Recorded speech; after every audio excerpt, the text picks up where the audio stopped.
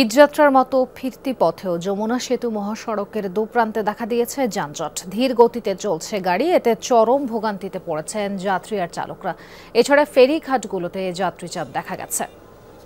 আরও জানাতে যোগ দিচ্ছেন সহকর্মীরা। সিরাজগঞ্জ থেকে শুরুতেই যোগ দিচ্ছেন সহকর্মী গোলাম মোস্তফা রুবেল।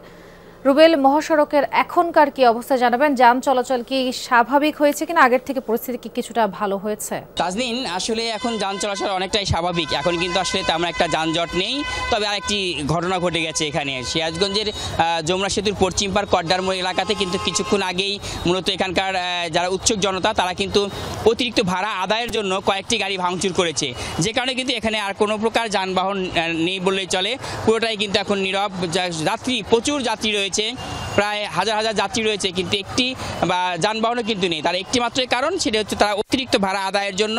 এবং অনেক কড্ডার মোড় থেকে মাত্র ঢাকা যেতে মাত্র 250 থেকে 300 টাকা ভাড়া স্বাভাবিক সময়, কিন্তু এই সময় কিন্তু তারা 1000-1200 টাকা যখনই ভাড়া চেয়েছে তখনই কিন্তু জনতা তাদের উপর ক্ষুব্ধ হয়ে কয়েকটি গাড়ি কিন্তু কয়েকটি বাস কিন্তু ভাঙচুর করেছে। দূরপাল্লার কয়েকটি বাস তারা ভাঙচুর করেছে, এমনকি উত্তরবঙ্গেরও কয়েকটি যানবাহন অর্থাৎ বাস তারা ভাঙচুর করেছে, যে কারণে কিন্তু এখন অনেকটাই এই কড্ডার মোড়ে এখন বাস শূন্যই বলা চলে। শ্রীলঙ্কা আবারও রপ্তানিতে শীর্ষে। প্রায় আধা ঘন্টা যাবত এখন পর্যন্ত কোনো বাস চলাচল করছে না, কারণ সকল বাসই এখন এখানে বন্ধ রয়েছে। আর উত্তর মহাসড়কের যে কথা যদি বলতে চাই, সেটা হচ্ছে মহাসড়ক কিন্তু এখন অনেকে স্বাভাবিক, আর কিন্তু যানজট নেই। এদিকে যমুনা সেতুর সেখান থেকে টোল আদায় সেটি কিন্তু স্বাভাবিক হয়েছে, এবং তার উপরে যে দুর্ঘটনা ঘটেছিল সেই দুর্ঘটনা কেবল বাসও কিন্তু এখন সরিয়ে নেওয়া হয়েছে, যেখানে কিন্তু এখন মহাসড়কে আর তেমন একটা যানজট নেই, নির্বিঘ্নে কিন্তু মানুষ চলাচল করতে পারছে। তবে সিরাজগঞ্জ কড্ডার মোড় এলাকায় যে সমস্ত যাত্রীরা রয়েছেন তারা কিন্তু আর যেতে পারছেন না, কারণ এখান থেকে আর কোনো প্রকার যানবাহন চলাচল করছে না। এই যে উৎসুক জনতার যে ভিড় এবং তাদের এই আক্রমণের ফলে এখন এখানকার যারা স্থানীয় কাউন্টারে গাড়িগুলো রয়েছে, কোনো গাড়ি কিন্তু তারা এখান থেকে আর কোনো বাসই কিন্তু তারা এখান থেকে ছাড়ছে না বলে আমাদেরকে জানিয়েছে। জি রুবেল, এ বিষয়ে পরবর্তীতে আরও বিস্তারিত জানবো। এবারে রেলপথে রাজধানীতে ফেরার খবর জানতে চাই। সেখানে আছেন কমলাপুর রেল স্টেশনের থেকে যোগ দিচ্ছেন মাইনুল মারুফ। মাইনুল, রেল স্টেশনের কি খবর, সার্বিক পরিস্থিতি এখন কি জানাবেন?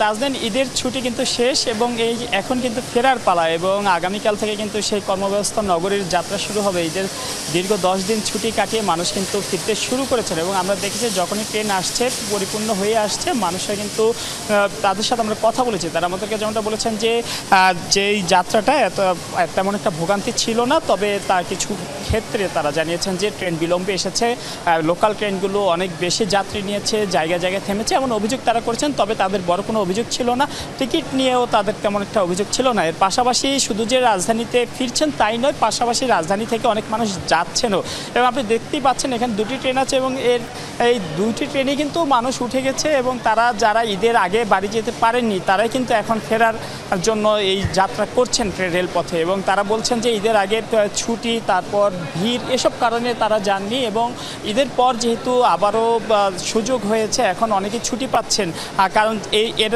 যেই মানুষগুলো আগে বাড়ি গিয়েছে তারা ফিরলে হয়তো বিভিন্ন কর্মক্ষেত্রে আমি দেখেছি যে আবার যারা যেতে পারেননি ঈদের তারা কিন্তু যাবেন, সেই যাত্রায় কিন্তু এখন চলছে, অনেকেই যাচ্ছেন, এবং তারা বলছেন যে এখন পর্যন্ত কোনো ঝামেলা হয়নি, স্বস্তির যাত্রা। এবং যারা ফিরছেন তারাও খুব বেশি যে অভিযোগ করেছেন তা নয়, তারাও বলছেন যে তাদের বেশ স্বস্তিতে ফিরেছেন। তবে কিছু কিছু ক্ষেত্রে অভিযোগ আছে, কয়েকটি ট্রেন এখান থেকে দেরিতে ছাড়ছে, আবার দেরিতে আসছে, এমন অভিযোগ কিন্তু রয়েছে। তাজনীন। জি মাইনুল, কিছু করার নেই, ছুটি শেষ, কর্মে তো ফিরতেই হবে। আপনাকে অনেক অনেক ধন্যবাদ।